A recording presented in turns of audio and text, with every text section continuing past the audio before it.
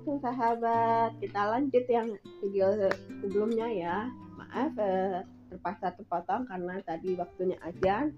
Sekarang kita lanjut ya. Ayah, waktu pertama kali kakak terdeteksi gangguan dengar, bayangan ayah tuh seperti apa? Kita tahu.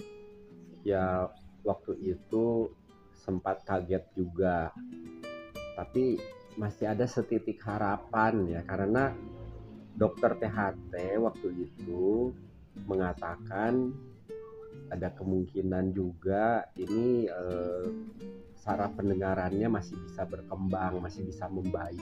Jadi ditunggu aja dulu, dicoba setahun lagi dilakukan tes ulang.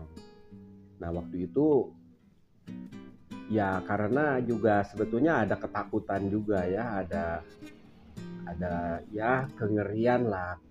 Kalau benar-benar tunarungu itu seperti apa, kita kan belum tahu ya, harus bagaimana. Jadi ya kita mencoba memelihara harapan itu yang dikatakan oleh dokter, dicoba diulang 1 tahun kemudian gitu ya, walaupun juga akhirnya ya kita juga agak menunda ya sebagai orang tua ya, saya dan ibunya Safa juga ya ada semacam ketakutan juga, mungkin dengan lebih ya umurnya bertambah kemungkinan berkembangnya juga akan lebih besar gitu, sehingga baru dilakukan tes ulangnya itu 2 tahun kemudian gitu kakak. Jadi Ya. setelah itu dites ulang lagi ya. Iya. Nah, itu kan apakah ada upaya yang dilakukan sebelum tes ulang kedua? Ya belum ada upaya yang serius untuk itu ya, untuk mengatasi gangguan dengarnya. Jadi kita ya biasa aja mengajak Safa jalan-jalan dan sebagainya. Kemudian ya kita juga coba berkomunikasi juga, walaupun dengan ya berhadapan dengan kakak ya, supaya mencoba untuk bisa mengerti gitu, memahamkan apa yang kita komunikasikan. Ya hanya sebatas itu saja waktu itu. Jadi setelah itu pemeriksaan kedua ya, Iya. gitu. Dan ternyata hasilnya lebih berat ya dibanding sebelumnya. Iya. Itu bagaimana perasaan ayah, apa bisa tambah down atau ya sama dengan waktu hasil pemeriksaan pertama? Ya jelas sedikit lebih terasa lebih berat ya, lebih memukul gitu untuk hasil pemeriksaan yang kedua ini, karena ternyata malah lebih buruk daripada hasil pemeriksaan yang pertama. Waktu itu dari dokternya pun tidak ada saran untuk langkah-langkah yang sebaiknya dilakukan, selain ya kita sebagai orang tua ya nanti harus menyekolahkan anak ini ke SLB, sekolah luar biasa yang B, yang untuk tunarungu. Dan dokter pun tidak menyarankan apa-apa ya. Kemudian kita juga bertanya ya apakah misalnya masih bisa dibantu dengan alat bantu dengar gitu kan. Ya kata dokter bisa dicoba dengan alat bantu dengar, tapi karena ini ya tingkat pendengarannya ini tunarungunya termasuk tunarungu berat, sangat berat bahkan ya. Jadi dan yang satu lagi malah tidak terdeteksi itu, jadi desibelnya sudah melebihi ambang yang bisa diukur. Jadi dia sarankan satu aja pakai yang masih ada itunya ambang desibelnya. Dan ya dia tidak memberikan harapan banyak ya, selain ya udah nanti disekolahkan ke SLB saja. Jadi setelah itu kan pemeriksaan kedua baru kakak dipakaikan alat bantu dengar ya. Itu waktu itu ayah juga mencari info mengenai alat bantu dengar gitu kan. Iya, jadi waktu itu informasi itu sangat sulit ya didapat. Hanya kita coba-coba aja bertanya-tanya, mencari ada informasi yang menjual alat bantu dengar. Waktu itu masih mereknya itu, seingat saya itu Philips ya. Mereknya masih Philips dan mungkin baru satu-satunya saat itu. Dan ya kita coba mendatangi itu kantornya atau showroomnya Philips itu untuk mencari alat bantu dengar yang cocok untuk kakak. Dan setelah ditunjukkan hasil dari pemeriksaan dokter, akhirnya disarankan lah ya untuk membeli satu alat bantu dengar yang sesuai. Dan setelah dicoba, kita melihat ada sedikit harapan gitu ya, ada kakak tuh bisa bereaksi juga terhadap apa yang kita omongkan gitu, yang kita bicarakan. Tapi untuk meniru pasti bagi dia akan sulit ya, karena kan dia baru ya bisa mendengar suara itu setelah memakai alat bantu dengar. Jadi kita mencari informasi juga untuk bagaimana cara melatihnya, melatih bicara, dan juga ya termasuk melatih pendengarannya supaya bisa menangkap lebih baik gitu. Ya ketemulah informasi bahwa ada yang bisa membantu menolong itu, yaitu terapi wicara. Itu bagian dari terapi medik ya, sub dari terapi medik, ada di Rumah Sakit Hasan Sadikin waktu itu. Setelah ya mencari-cari dan bertanya-tanya, karena waktu itu belum ada internet ya, belum ada Google, kita nggak bisa mencari-cari informasi. Ya bahkan HP pun belum ada ya. HP ya. Iya, HP pun belum ada. Iya. Dan itu waktu itu kan pertama kali itu berkunjung ke alat bantu dengarnya ya, tempat alat bantu dengar. Itu mendengar harga gitu, bagaimana menurut ayah waktu itu? Ya kalau harga sih ya mungkin termasuk harganya lumayan juga bagi kami saat itu ya, tapi ya tidak terlalu menjadi masalah besar lah, karena kita bagaimanapun ya mau nggak mau gitu, harus mengusahakan itu, membeli. Ya kebetulan rezekinya masih ada lah saat itu ya, tidak sampai harus meminjam ke sana ke sini gitu. Ya. Tapi waktu itu masih satu dulu ya. Gitu ya, belinya satu dulu. Yang sebelah kiri ya, yang gangguan sangat berat yang tidak terdeteksi, tidak disarankan menggunakan alat bantu dengar waktu itu ya. Jadi yang menggunakan alat bantu dengar yang ambangnya lebih rendah gitu ya dibanding yang sebelah kanan yang tidak terdeteksi.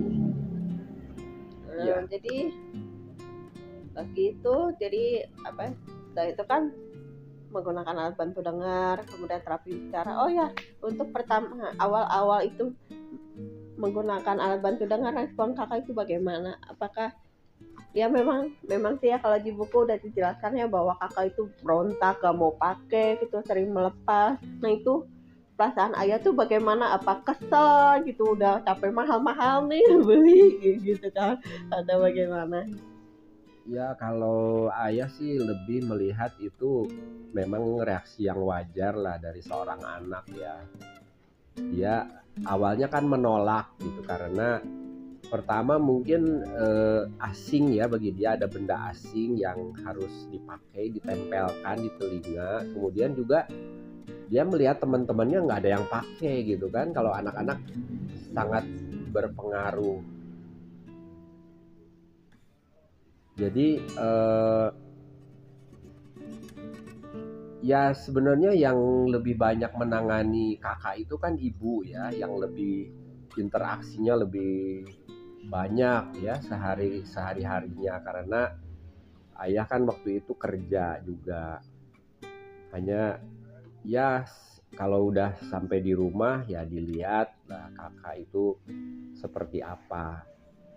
Yang lebih berperan sebenarnya kesabaran ibunya ya, dan mungkin agak setengah dipaksa juga awal-awalnya, sampai kakak sendiri lama kelamaan merasa nyaman karena ternyata mendengar itu ya lebih lebih Nyaman. lebih nyaman, lebih apa, bagi dia Bisa. tuh lebih bermanfaat gitu daripada dia tidak mendengar sama sekali. Nah itu memang menanamkannya cukup memerlukan waktu.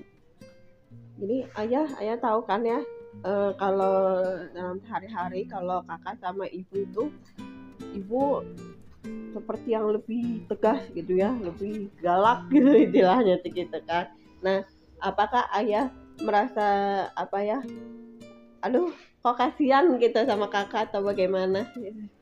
Ya mungkin ada ya rasa itu ya, kadang-kadang juga kakak itu lebih manja ke ayah gitu kan, tapi ya itu dimaklumi saja ya. Ya memang itulah apa, bagian dari perjuangan yang harus dilalui oleh kakak sendiri, karena ya itu untuk kebaikan kakak, bukan untuk siapa-siapa. Ya karena itu ya, ibu saya tuh kan memang lebih apa namanya tegas seperti gitu. Jadi ada apa namanya pelarian gitu ya istilahnya. Kalau ayah pulang kerja langsung lari ke ayah gitu, yang lebih orangnya yang sabar, yang nggak apa namanya, yang nggak pernah marah gitu kan. Jadi melo ya. Ya itu ya pengalaman lah memang ya, Ya. semuanya sudah takdir ilahi ya. Semua perjalanan kakak itu dari kecil sampai sekarang itu mungkin sudah ada garisnya ya, sudah ada ketentuan dari Allah Subhanahu wa taala. Jadi ya kita hidup ini berjalan saja, mengalir saja ya, siapapun, saya, ayah, kakak, ya harus menjalaninya sebaik-baiknya. Masalah nanti hasilnya atau nantinya akan bagaimana, kita serahkan saja kepada yang maha kuasa, yang maha pencipta kita, Allah Subhanahu wa taala. Oke. Gitu, terima kasih ya ayah ya atas perjuangan ayah ya, walaupun maksudnya dalam sehari-hari memang nggak banyak waktu gitu ya dengan ayah, tapi perjuangan ayah itu memang udah luar biasa gitu kan, dari hasil kerja keras ayah apa untuk nafkahi keluarga, terutama ya untuk membelikan alat bantu dengar juga yang harganya ya ya alhamdulillah waktu itu memang ada rezeki juga ya, dan apa perasaan ayah juga waktu itu ya yang terpaksa harus kuat gitu ya ayah ya gitu. Oke. Ini yang kakak ada yang mau ditanyakan, waktu itu kan kakak sudah sekolah, bukan belum, jadi ya waktu sekolah kan ya masih sekolah umum TK gitu kan, sambil terapi bicara. Nah setelah itu kan ada laporan dari bibi Ninti nih kalau kakak Safa itu dijauhin gitu kan sama teman-teman sekolah. Terus kenapa ayah sempat berpikir kalau kakak lebih baik apa sekolah di SLB? Ya itu sih waktu itu ayah berpikir ya dalam rangka usaha itu ya kan, kita kan belum tahu ya yang terbaik buat kakak itu seperti apa. Hanya waktu itu kan pernah mencoba masuk ke TK umum yang biasa lah, yang pada umumnya gitu kan, yang dekat rumah. Dan ternyata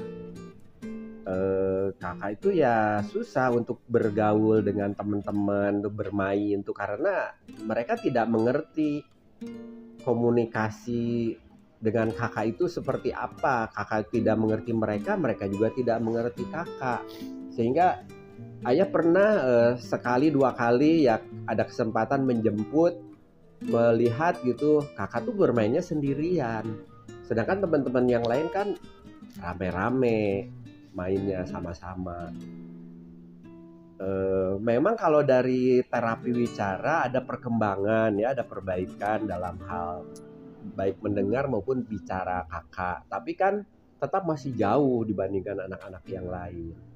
Sehingga ayah berpikir waktu itu ya mungkin ya kalau memang untuk anak yang seperti kakak ini mungkin mestinya harus masuk ke SLB gitu kan, ke sekolah yang komunitasnya itu yang anak-anak itu ya sama, punya keterbatasan yang sama, punya kebutuhan yang sama. Jadi ya sempat berunding juga dengan ibunya, gimana kalau kita coba aja disekolahkan ke SLB supaya dia bisa juga lebih bersosialisasi dengan teman-teman sekolahnya. Jadi Gitu. setelah itu masuk SLB, apakah ayah udah berpikiran mungkin kakak Safa menggunakan bahasa lain gitu ya? Nanti ntar kita tunggu pas selanjutnya ya. Ini juga kebetulan sudah azan juga ya, azan Isya. Kita potong dulu di sini ya. Jangan lupa like-nya dan share jika bermanfaat, dan nantikan di video selanjutnya ya. Makasih ya para sahabat. Assalamualaikum. Assalamualaikum.